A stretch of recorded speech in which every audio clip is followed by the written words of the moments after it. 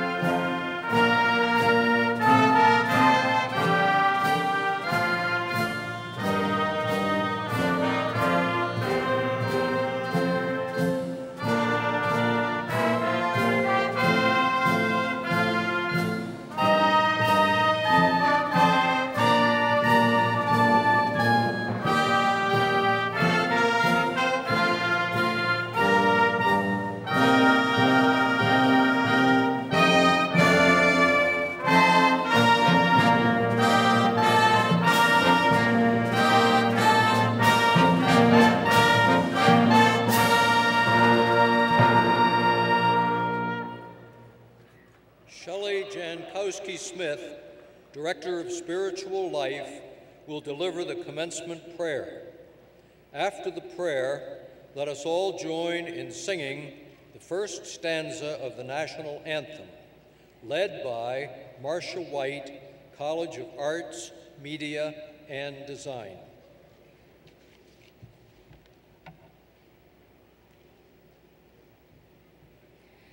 Honoring that this community comes from a diversity of beliefs, let us take a moment now to quiet our hearts and spirits as we call upon that which is sacred to our own understanding to be with us here today. Gracious God, sacred presence, holy source of all, we ask your blessing on this festive commencement gathering.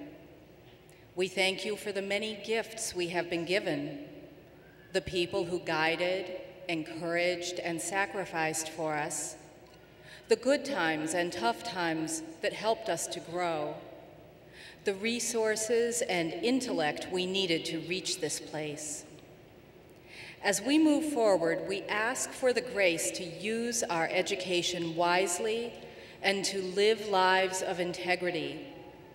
Help us always to discern the truest path, to balance the wisdom of our mind, heart, and spirit, and to embrace joy in our life and work. May each of us always be a blessing to the world around us and an agent of the love and peace which spring from your eternal source. We ask these things in and through your goodness. Amen.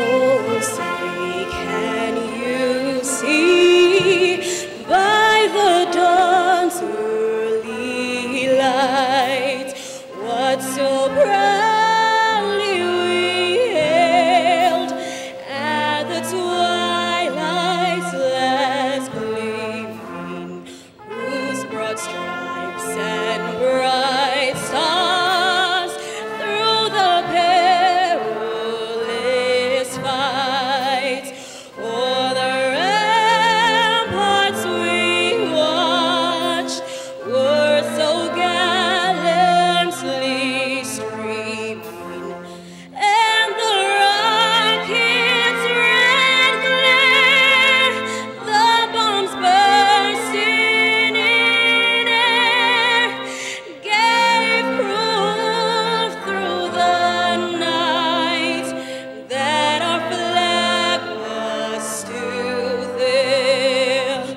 Oh, say does that star-spangled banner yet wave for the land of the free and the home of the brave.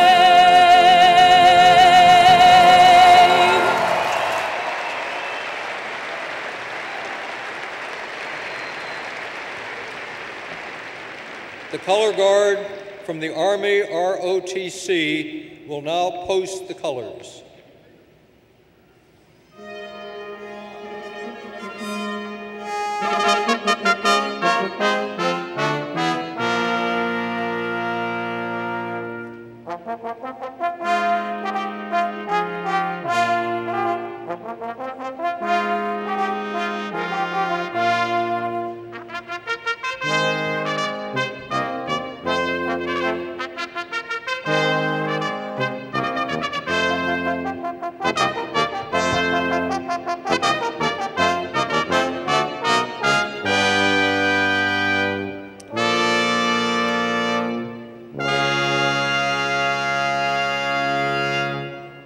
Please be seated.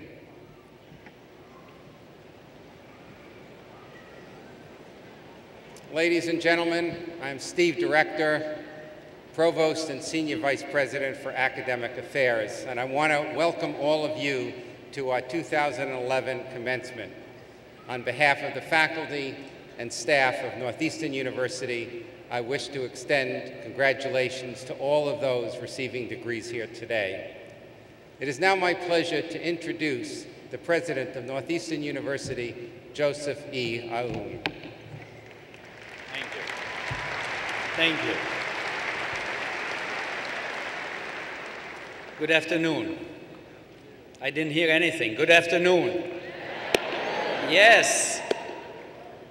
Let me start by welcoming you to the 109th commencement exercises at Northeastern University. It is an honor and a privilege to be here with you today.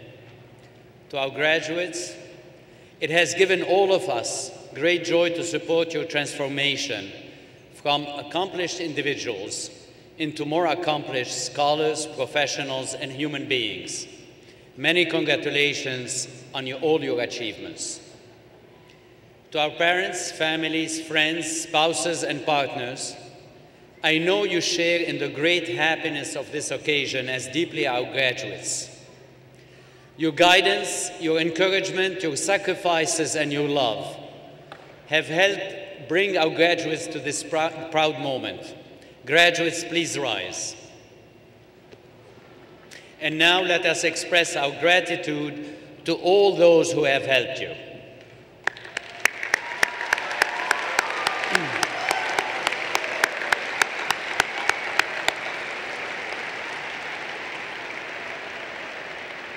Please be seated. To our trustees, alumni, my faculty colleagues, and our staff, today is a vivid reminder of what motivates our work as a community. Our students make Northeastern the vibrant university that it is, and you have helped make our students the dynamic individuals they are. Thank you. Thank you. And to our speaker and honorary degree recipient, Sylvia Matthews Burwell, welcome to the Northeastern family. Your accomplishments represent the promise that lies within each of our students. We are happy to have you with us. Graduates, during your time here, you were offered opportunities to become scholars, innovators, entrepreneurs, and global citizens. Through your classes, your experiential education, your co-ops, you immersed yourselves in the preparation needed to become accomplished professionals. Through your research and scholarship, you have forged new paths in human knowledge and created new solutions to address the world's most pressing problems. You took advantage of these opportunities because you knew that your future success will turn on your ability to navigate the landscape of a diverse world and to navigate the unknown. More than ever before, changes throughout the world will affect you directly, and you will have the power to affect the world. The rise of new economic powers, the educational advancement of different nations, the explosion of knowledge, all these can be viewed either as barriers to or opportunities for your futures. And how you view the world depends on your state of mind. If you see the world only through your own lens, if you define others in opposition to you, then it is likely that you will perceive these developments as obstacles. But if you can broaden your point of view, if you can navigate the world as a global citizen, then what others see as a challenge, you will see it as an opportunity. A global citizen is someone who has more than knowledge about the world. It is someone who has the ability to embrace difference instead of rejecting it. A global citizen is someone who has an open mind and can integrate the perspectives of others into their own perspective. In many ways, the purpose of your journey at Northeastern has been to become a global citizen. Through your classes and scholarship, your activity on campus, and your service to our communities, you have achieved that goal. Now, you are poised to begin new journeys in which each of you, in 1,000 different ways, will be faced with the distinctive challenge of our age, creating harmony in a world of ever-increasing diversity. It will be your task to find security in the face of conflict, promote health in the face of sickness, and assure the sustainability of the planet in the face of scarcity. I do believe you are ready to meet these challenges in whatever form they may come. You will have the capacity to make great contributions to the lives of your fellow men and women. The problems of our age may seem daunting, but you can be the ones to solve them. You have the ability because each of you, scholars, leaders, innovators, and entrepreneurs, has one thing in common: the strength of your curiosity. Your curiosity will be the force that enables you to forge new tools and shape new solutions. It will empower you to rise above the status quo and become the vanguard of a new world, a world that is yet to be made. As Albert Einstein himself stated, I have no special talent. I'm only passionately curious. May your passionate curiosity light the path to a better world. Thank you, graduates, and congratulations.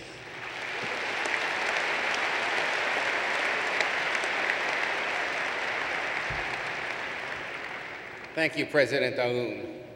Our alumni are important members of the academic community in the Northeastern family. I have the pleasure of introducing Jack Moynihan, class of 1993, and Vice President for Alumni Relations and the Northeastern Fund. Please join me in welcoming him to the podium.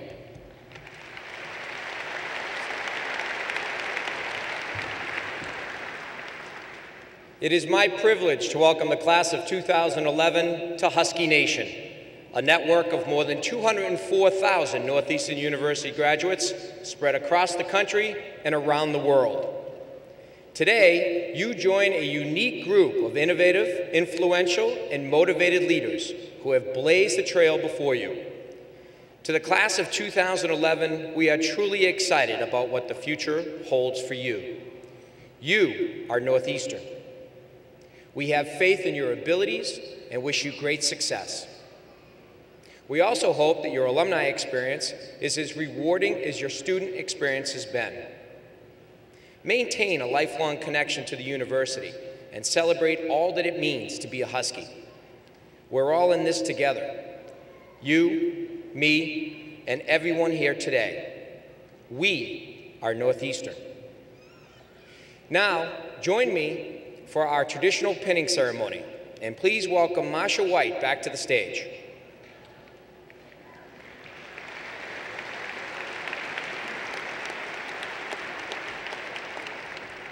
Class of 2011, please join me in removing the pin from your card and place it on the fellow graduate on your right.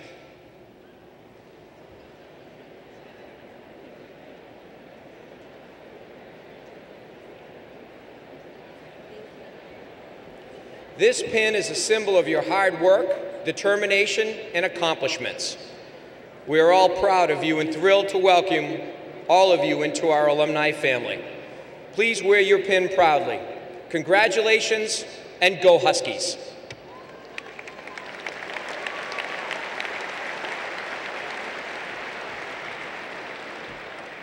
Thank you, Jack. The honorary degree will now be conferred. It is my pleasure to introduce Cy Sternberg, Chairman of the Board of Trustees of Northeastern University.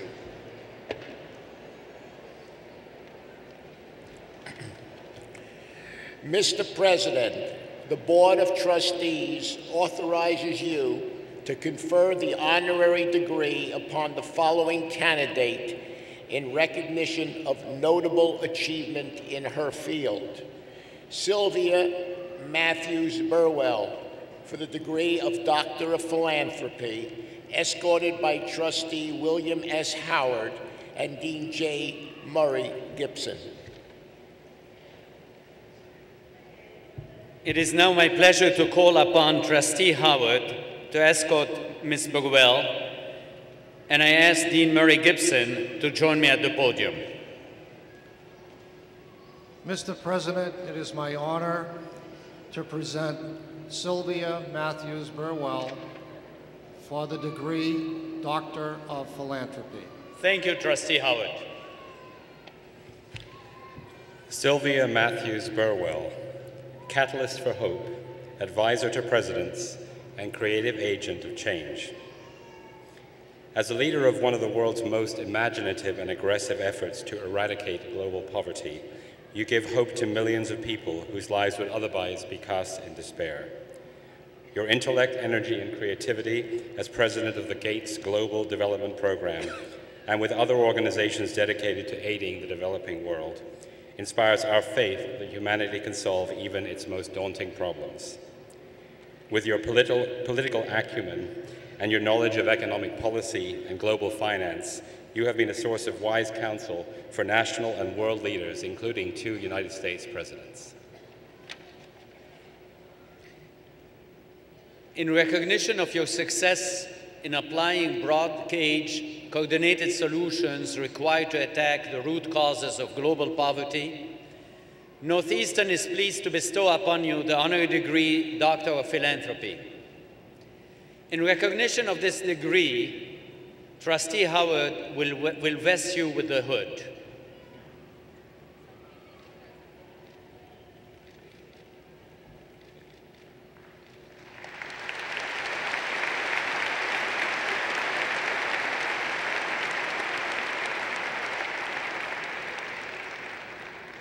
Now I'm going to present you with this diploma.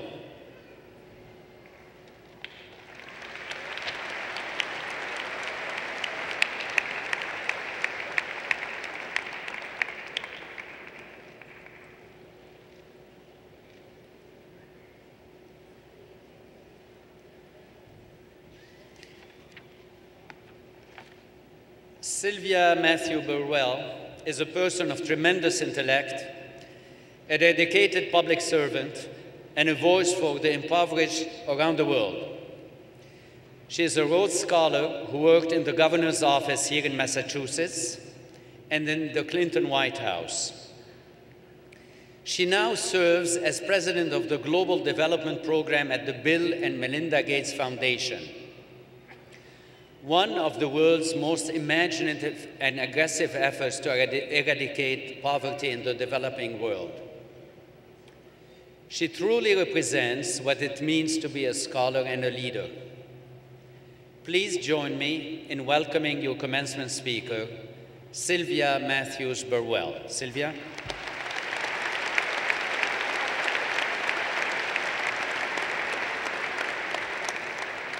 Thank you very much, President Iwan, for that very kind introduction. I will admit that when I got your letter inviting me to be the commencement speaker today, my surprise and response reminded me of a book I recently read. I actually read it 37 times last month. You see, these days, my reading is a little different than those that I stand before. I have a 3-year-old and a 1-year-old. If anyone has any questions about Winnie the Pooh, I'm your gal. And I can also recommend Don't Let the Pigeon Drive the Bus. But my response to this humbling invitation to speak with you today comes from a different book. It comes from Lily's Purple Plastic Purse. And when Mr. Slinger, Lily's teacher, sees something remarkable, he says, "Wow." That's just about all he can say. Wow. Wow, what an honor it is for me to be here to celebrate with each of you today. And wow, how proud you should all feel of all that you have accomplished. As I prepared for this speech and did some research, I read one of Bono's commencements, J.K. Rowling's, Ken Chenault's, and the speeches of a number of others. Common themes included: 1, state the obvious. You will not remember anything from this speech, and you probably won't even remember that I was your graduation speaker. 2, speak about something you know about that is personal, unless you're planning on announcing the Marshall Plan. I'm not qualified for that. And 3, do not give advice about doing meaningful things in your life. I'm afraid there was a clear split on this point. By this review of the literature, I've taken care of number 1, and will now seek to make some progress on points 2 and 3. I remember shortly after I finished school, I had just started my first full-time job as a consultant at McKinsey & Company in New York City. It was challenging, rewarding work, but a few months after I started, I was unexpectedly offered another job. The job was to run a hotel construction company in the Caribbean. That's right, the Caribbean. Here I was, 25 years old, and the opportunity to run an entire company. There would be a generous salary, not to mention the benefits of life in the tropics, a suntan all year, pina coladas by the pool. It was going to be spring break, 12 months a year. My bags were packed. But before I booked my tickets, I did something I had rarely done at that point in my life. I called someone I considered a mentor. And if any of you have mentors in your iPhones, your Blackberries, or your smartphones, today let me say this. Put them on speed dial. Put them on your list of favorites. You'll never regret it. Other people say you can never be too rich or too thin. I say you can never have too many mentors. And one of mine I called that day. He listened to what I had to say and then said, "Let me give you a piece of advice. If you think about your career and 3 things I'm about to tell you, I think you'll make the right choice." He said, if you can look back on a year of your life and say, I've learned, I've made a difference, and I've had fun, and then you do that for 60 years consecutively, you can look back and feel you had a happy and successful life. This conversation made a very powerful impression on me, and that's why I share it with you. It was a career advice conversation, but it was just as much a life advice conversation. It's a conversation that led me into public service and philanthropy. It's a conversation that helped shape the things that I value. And it's a conversation that has guided me almost every day of my career. Always keep learning, always have fun, and always make a difference. And for those of you with your smartphones out there, that's 70 characters. It's tweetable. For most of us, the first 2, learning and fun, come pretty naturally. So in our brief time, I want to focus on making a difference for others. As you can guess, I never took that job in the Caribbean. And ever since then, the idea of learning, having fun, and making a difference has guided my career. With both my work in the Clinton White House and now at the Bill and Melinda Gates Foundation, I was attracted by opportunities to do all 3. There are, of course, many ways to make a difference. In my life, it's been through government and philanthropy. But it started out in a much different scale in my hometown of Hinton, West Virginia, where I learned the importance of giving back to my community. If someone died in the neighborhood, it was the kids' job to go house to house in the neighborhood and collect money for flowers. When it was Halloween, my sister and I couldn't go trick-or-treating until we went trick-or-treating for UNICEF. It was an upbringing that taught me early on that life isn't being lived to the fullest unless it's being lived in the service of others. Still, it's easy to lose sight of that very simple idea. Soon after I arrived in Washington, D.C. to work in the White House, I remember being so wrapped up in my job, I sometimes forgot who the work was ultimately for. As Chief of Staff at the Treasury Department, we were dealing with the Mexican debt crisis, the threat of government shutdowns, and dozens of other smaller crises. At the White House, meetings started at 7:15 a.m., and I rarely went home before 9 p.m. Weekends were often no different than weekdays. That's why I decided I wanted to volunteer and engage with at-risk youth. I had done it in New York City and found it rewarding and fulfilling. I thought tutoring would be a good way for me to feel impact more closely. But there was not a lot of flexible time in the White House, so I needed to tell my boss, U.S. Treasury Secretary Robert Rudin, because it meant that I would not be available for 1 hour during the day. And in the White House and the Treasury Department, that's an eternity. It can mean making or missing a news cycle or keeping the president waiting for a response to one of his questions. When I told Secretary Rubin, he said, "I'll support you in what you do, but I want you to think about what you're doing and why you're doing it so that you get the most out of it." The number of people you could help if you spent your hour focusing on Head Start or some other after-school program for at-risk youth would be much greater than helping a single individual. When I reflected on Rubin's comments, he was right. I was doing this for myself. I tutored one child, Francois Archange, a young Haitian American. I hope I helped Frenchie, as he called himself. I know Frenchie helped me learn from him, and he helped give meaning to the rest of the work that I was doing. Connecting real people to your work is important, and sometimes it happens in unexpected places. I remember going sea kayaking in the Chesapeake Bay, and the guide I was with asked me what I did for a living. Most of the time when I was trying to have 1 or 2 hours of downtime, I would try to avoid talking about my work like the plague. Most people had a strong opinion about what I did, and they weren't afraid to share it. After a series of evasive answers like, "I work in Washington," it came out and I explained that I worked in the Clinton administration and what I did. Her response between splashing of the paddle was, "Oh, do you know about the Earned Income Tax Credit?" She said that it had made such a difference in her life as a single mom. This is a tax credit for the working poor, and during the first 2 years of the Clinton administration, we expanded the tax credit for more working parents, so that if you worked 40 hours a week, you didn't have to raise your children in poverty. This tax credit, the guide said, had given her the opportunity to make a down payment on a car, and she was planning on buying a washer and a dryer.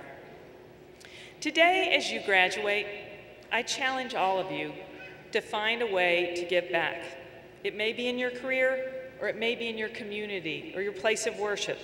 It may be helping a neighbor next door. It may be finding ways to help someone all the way on the other side of the world. The first step is to decide what is important to you. Define your values, and then act on them.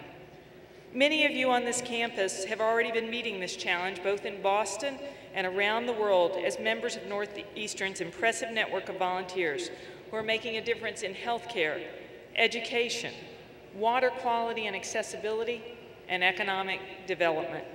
Congratulations to your Engineers Without Borders chapter for its efforts to provide clean water to villages in Central America and Africa. And through Northeastern's Social Enterprise Institute, students have been making valuable contributions to microfinance projects in South Africa and the Dominican Republic. And also a thank you to a public servant who is an important part of this institution and a leader I am proud to have worked for, Michael Dukakis. When I finished working for President Clinton, I thought I would go to work in business again. But I got an offer from another Bill Gates. And I couldn't refuse, because Bill and Melinda's giving is also deeply rooted in the values that I believe in. In my 10 years at the foundation, it has grown from just a handful of employees to a global organization of over 1,000, including experts in vaccines, leaders in education, and some of the world's most talented agricultural scientists.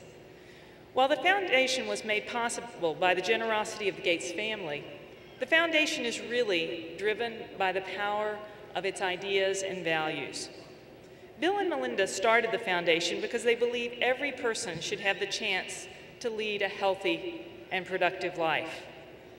More than a decade ago, Bill and Melinda read a newspaper article about millions of children dying each year in poor countries from diseases that most people in the United States don't even need to worry about. One disease in particular, rotavirus, caught their attention, and it was killing 500,000 children a year. They'd never even heard of rotavirus, and they actually thought it must be a typo in the newspaper. When kids in the United States get diarrhea, their doctors give them electrolytes. When kids in the developing world get it, they often die for a lack of treatment that's as simple as Gatorade. Our world today is filled with inequities like these, inequities that burden people from the moment they are born. The random geography of birth should not determine whether a child has a chance to lead a healthy life or get a basic education.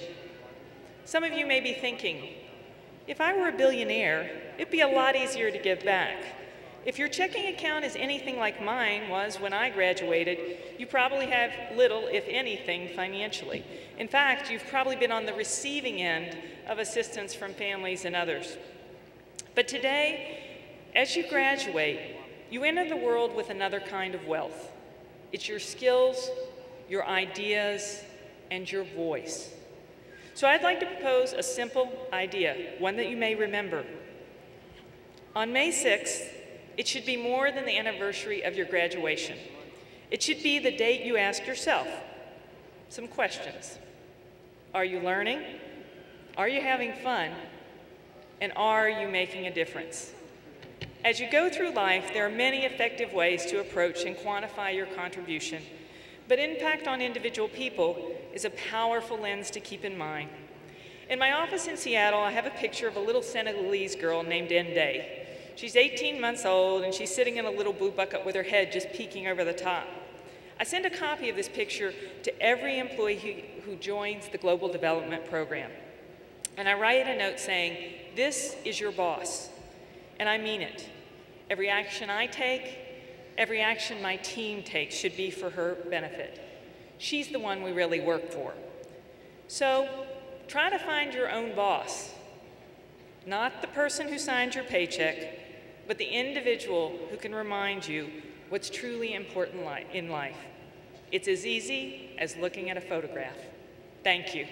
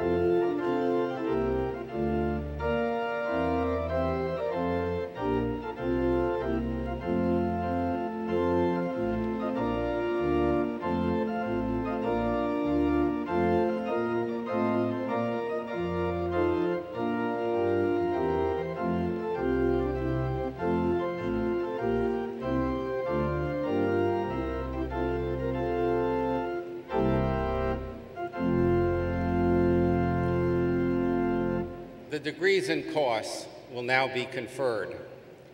Mr. President, it is my privilege to report to you that the candidates assembled here have qualified in all respects for the degrees and course.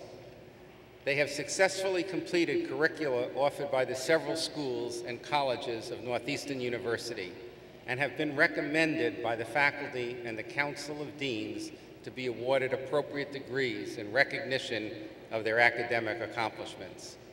After the candidates have been presented, members of the graduating class in each school or college will please remain standing until their degrees have been conferred. The candidates for the degree of Doctor of Philosophy will please rise.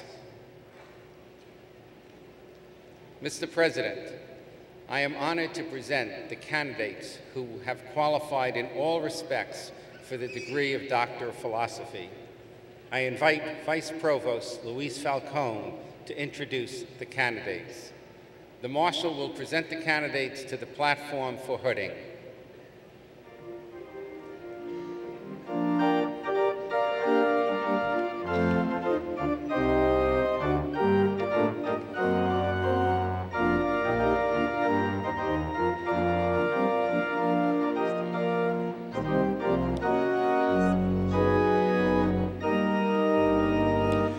College of Computer and Information Science, Brian David Shotwick.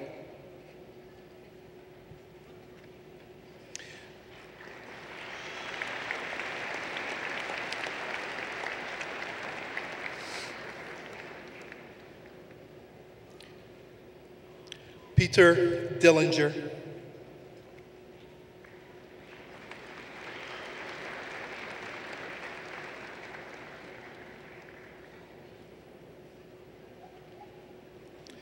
Vishal Thapa.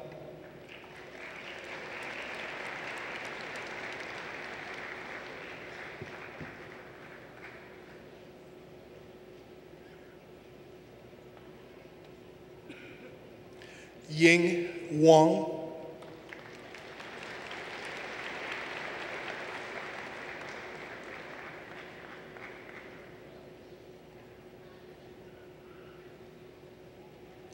From the College of Engineering in the field of Chemical Engineering, Shiva Goklani.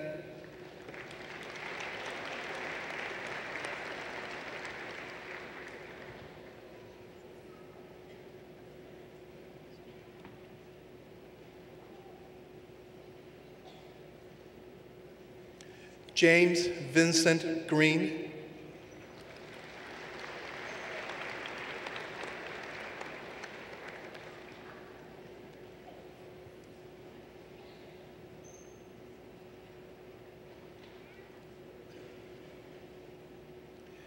Marian N. Ismail.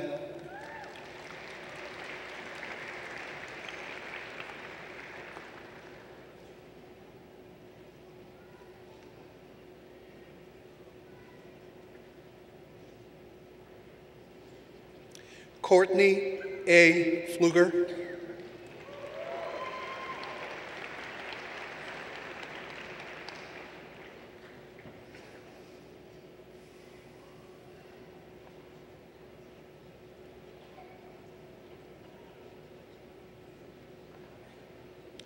Brian D. Plouffe.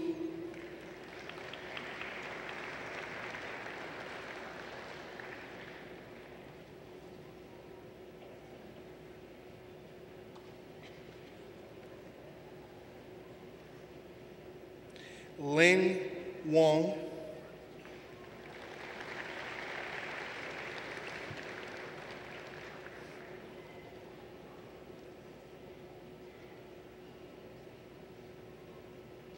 From the College of Engineering in the field of Civil Engineering, Eason Kiani Rod.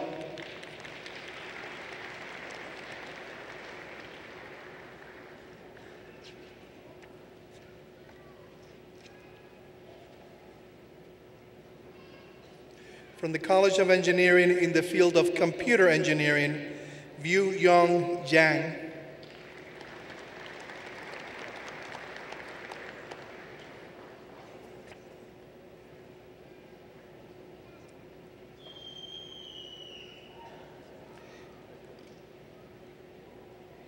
Jacob Jersey Moscal.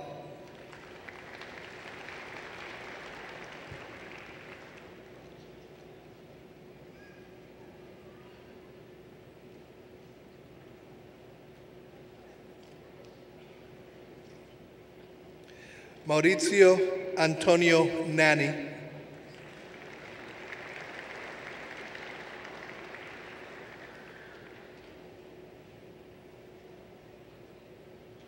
From the College of Engineering in the field of Electrical Engineering, Andrew Paul Dagley.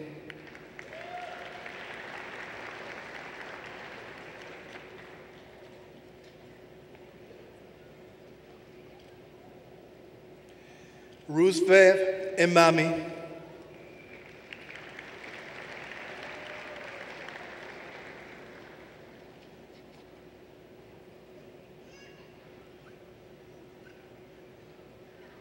Srinivas Lasminarayan.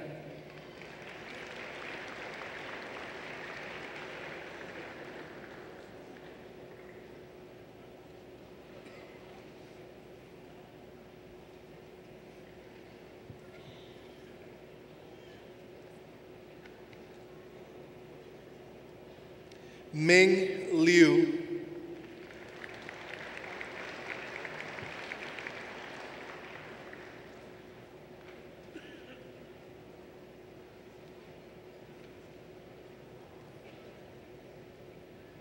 From the College of Engineering in the field of Industrial Engineering, Hua Kai.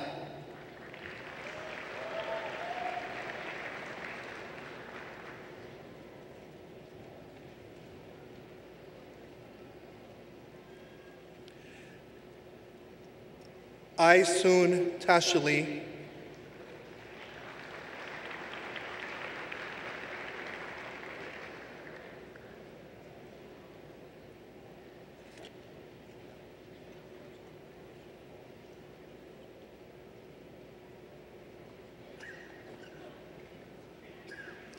From the College of Engineering in the field of Mechanical Engineering, Robert James Camp.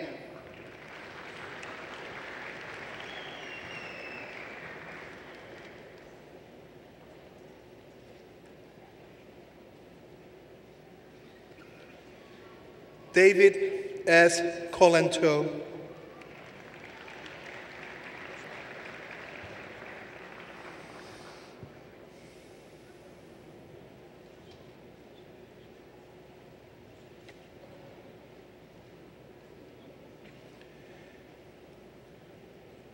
Ismael Ilker Delise.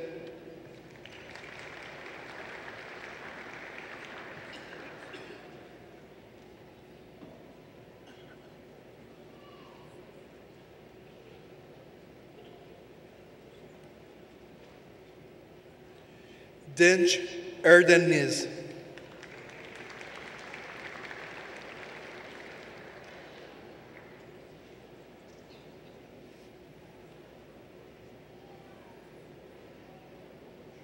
Ali Marsban.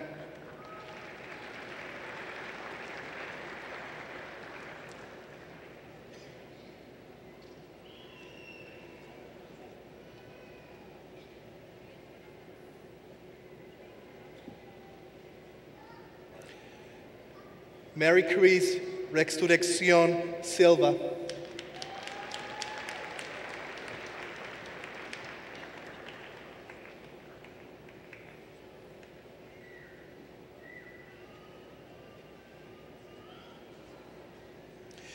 From the Bouvet College of Health Sciences in the field of counseling psychology, Lindsay Amper.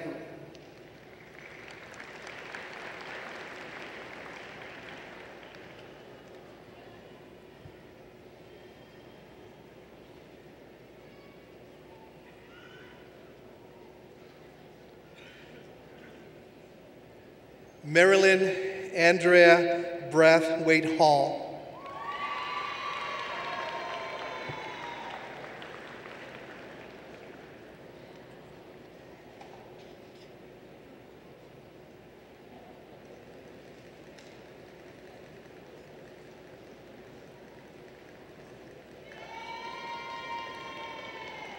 Jason Perry Kaplan.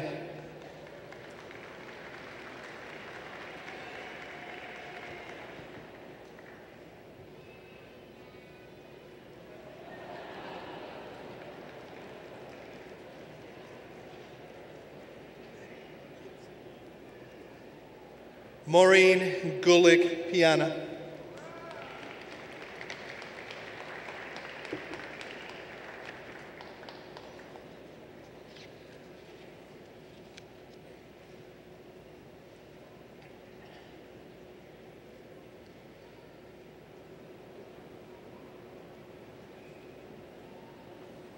Christine C. Tortolani.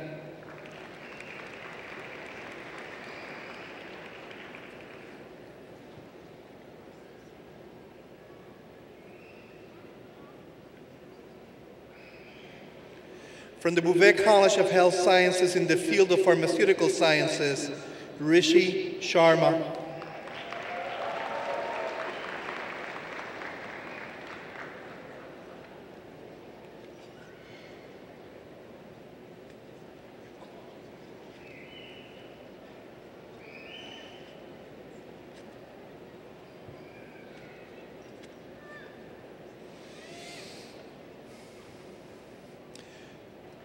From the Bouvet College of Health Sciences in the field of school and counseling psychology, Joanna Elizabeth Romeo Cutting.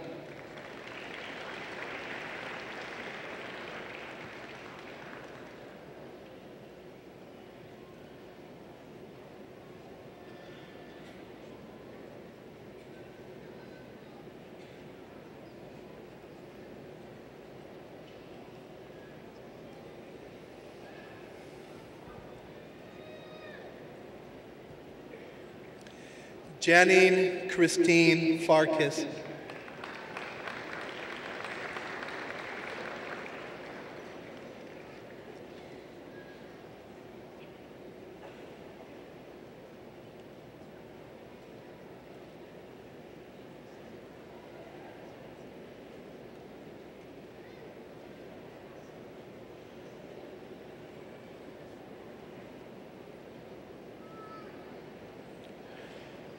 Kyla Ross Wilcox.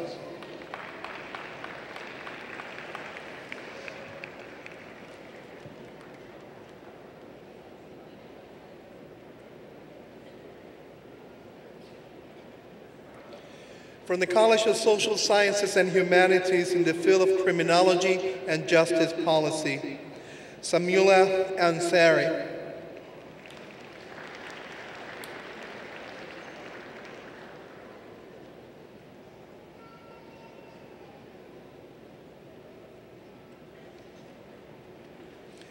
William Robert Pruitt.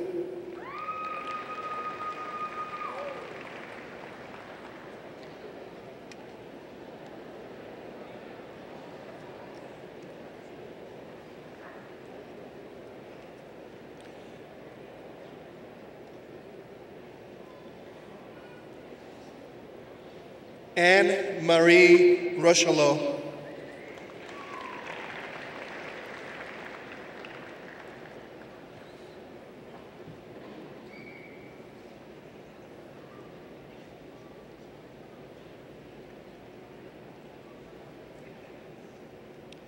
Jenna Morgan Savage.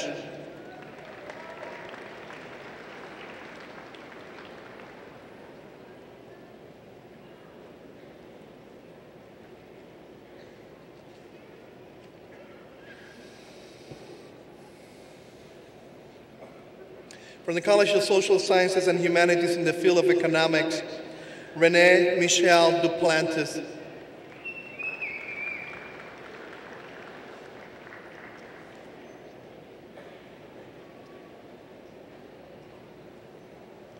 Blatliena V. Savodash.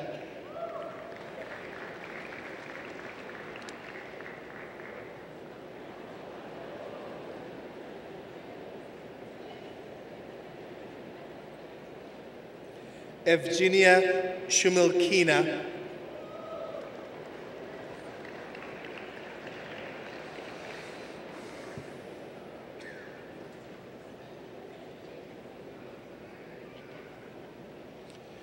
From the College of Social Sciences and Humanities in the field of English, and Amy Marie Carleton.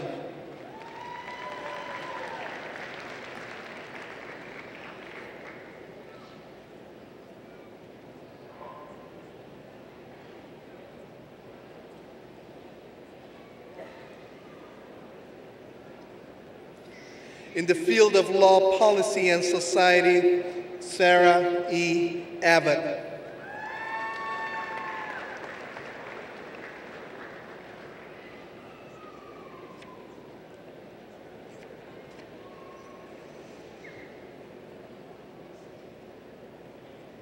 Bridget M. Baldwin.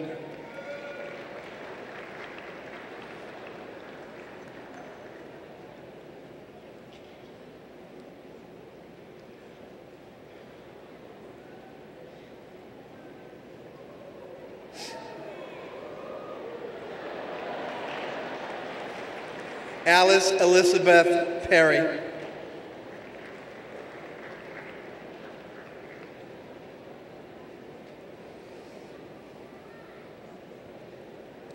Robert Pritchard.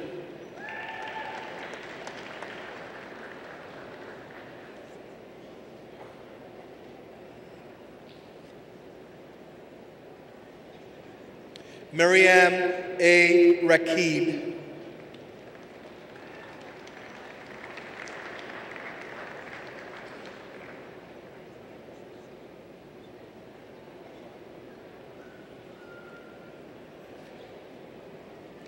Aviva Mina Riche.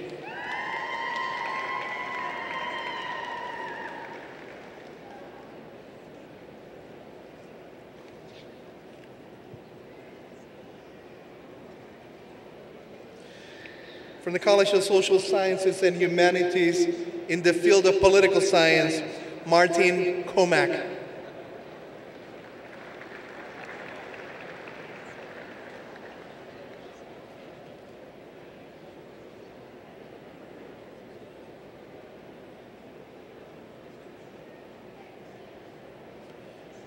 Peter William Richardson.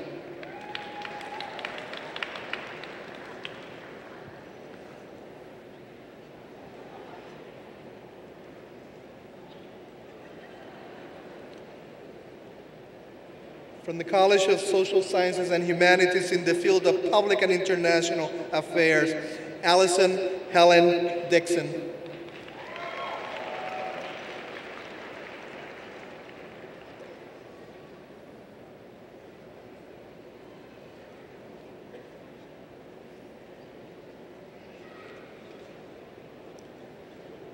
Kimberly Jones.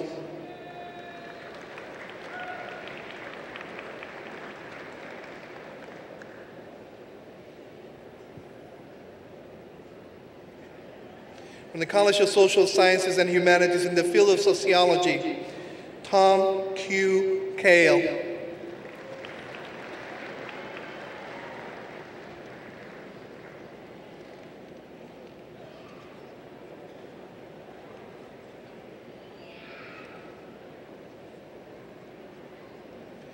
Stefani Cappadonia.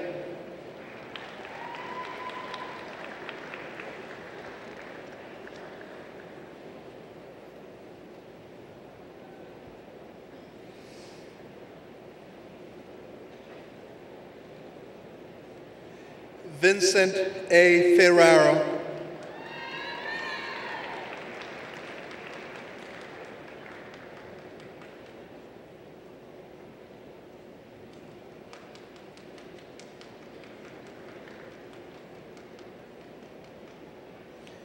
Sarah Cope Nixa.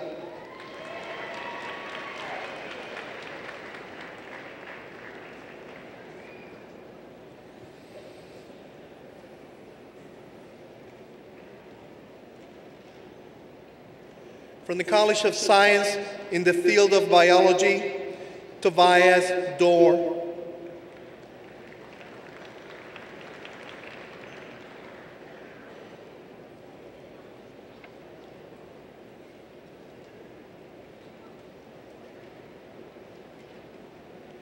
Sonia Hansen.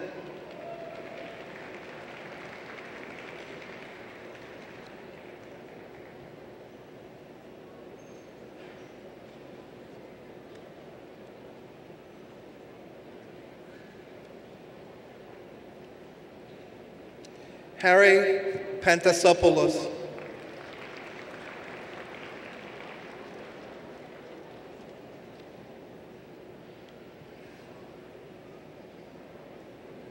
From the College of Science in the field of chemistry, Damian J. Hood.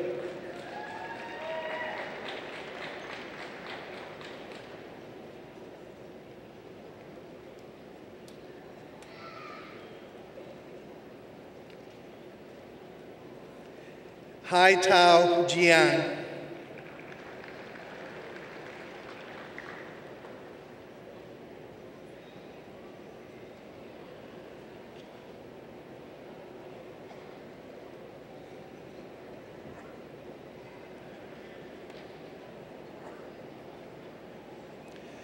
Majinda Kujoli.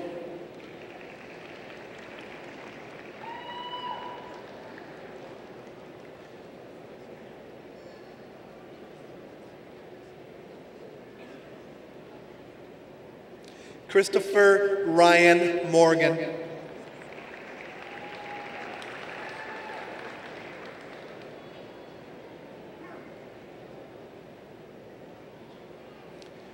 Christina I. Orazine.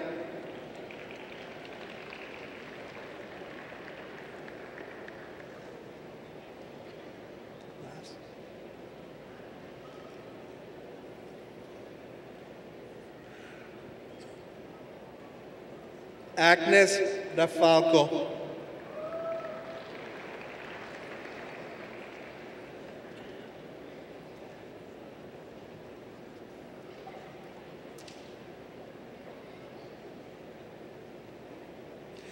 Nagapan Rama Swami.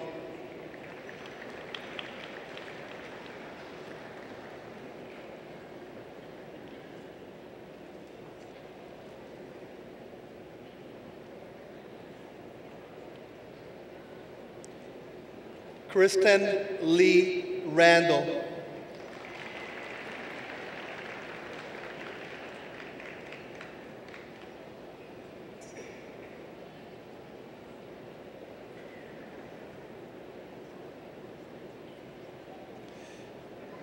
Jennifer Marie Schubert.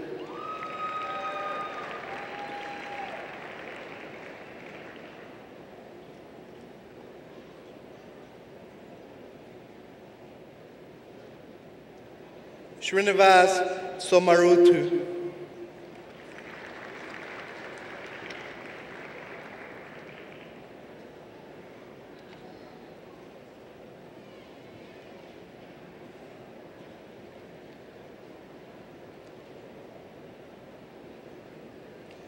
From the College of Science in the field of physics, Ismet Baris Altukainak.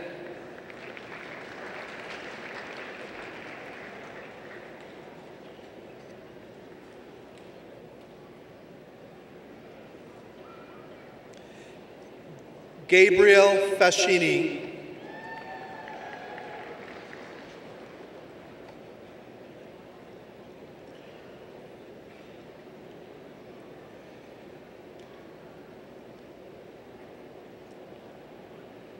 Young Yang Wong.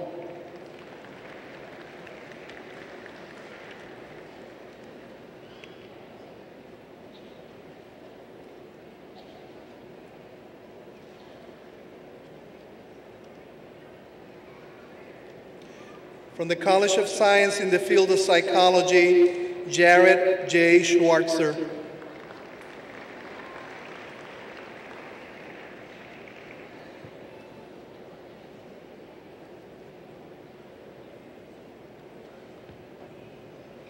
And from the College of Science in the field of biology, Sandra Berger.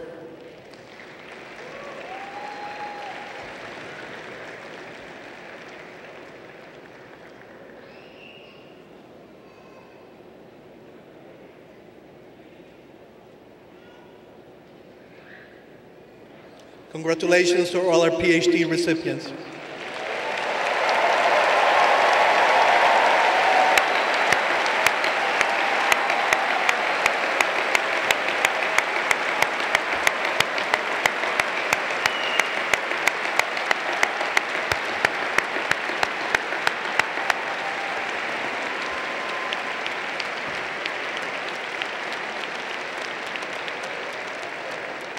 Now I'm going to ask the faculty to turn around because we are going to confer the diplomas. You applauded early, but we'll do it twice.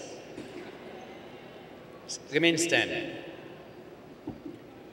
By virtue of the authority vested in me by the Board of Trustees of the University, I confer on you and those who have properly qualified the degree of Doctor of Philosophy with all the honors, privileges, and responsibilities thereunto pertaining. Dear colleagues, I salute you. Thank you. Congratulations.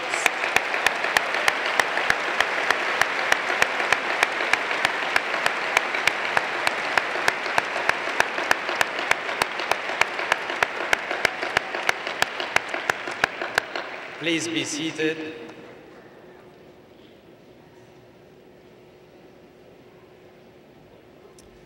All candidates for the master's degree, certificate of advanced graduate study, or professional degrees please rise.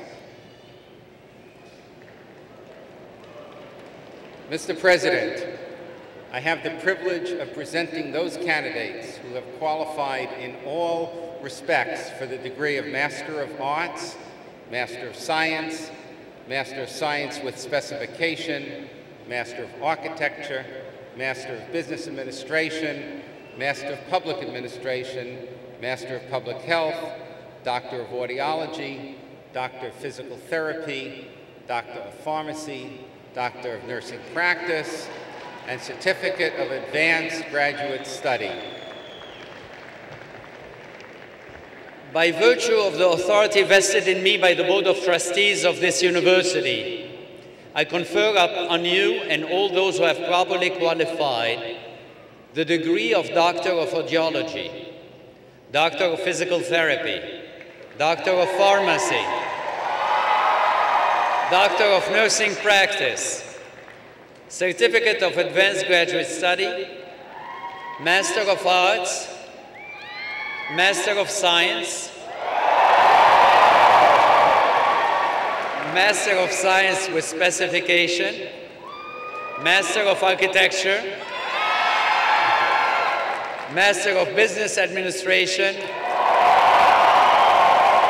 Master of Public Administration, Master of Public Health, according to the curriculum in which you have qualified with all the honors, privileges, and responsibilities thereunto pertaining.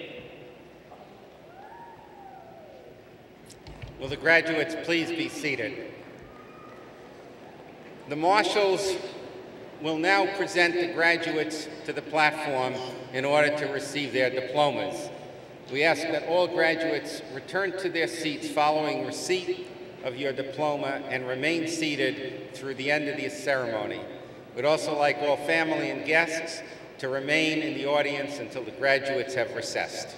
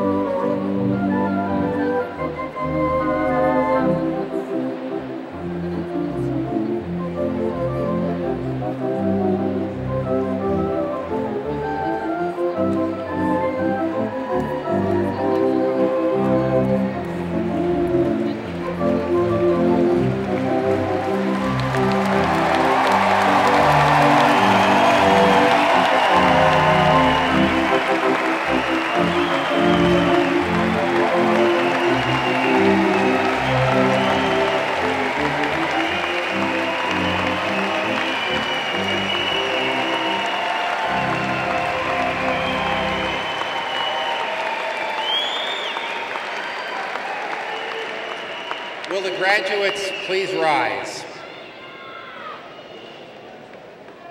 Please join in singing the alma mater led by Marcia White. Words and music are on the back page of the program, and we invite all Northeastern University alums in the audience to stand and sing the alma mater with us.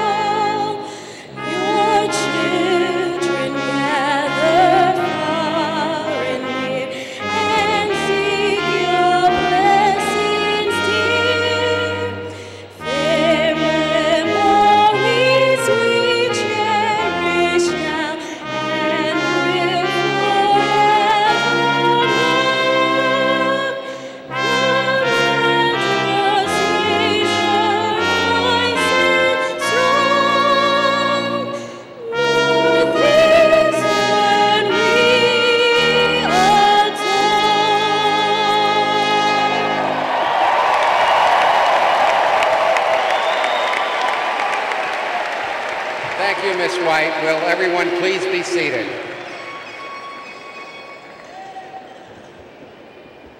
Between you and the next party, there is me. So I'm going to give you a charge. And I can choose to give you a long charge or a short one. What do you prefer? I guessed. So I'm going to give you a short one.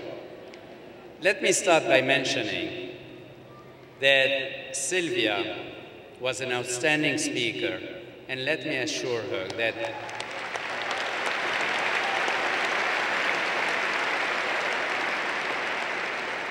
that she doesn't have to worry. We will not forget you, Sylvia. You'll always come back, and we will recite some phrases of your speech. Thank you for doing a great job. Graduates, here's my charge to you. And usually this charge is something that I try to apply to myself. And in all candor, it's not every day that I succeed. Let your passion be the fuel that drives your work. And let your compassion be the force that makes it valuable to the world. Take risks and embrace the unknown. Only by taking risks can you truly know how far you can go. Next, continue to explore the world. By exploring the world, you'll discover yourselves. By endeavoring to know others, you'll enhance your own understanding of who you really are. And finally, as you travel on your journey, keep your minds open to the music of existence. Enjoy yourselves and every experience the world has to offer. Congratulations once again on your great and outstanding achievements. Best of luck, graduates, I salute you.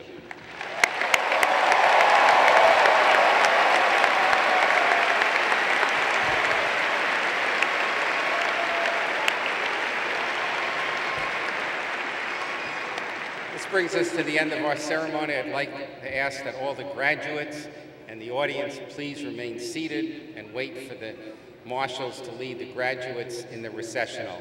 Congratulations to all the graduates again, and have a great weekend.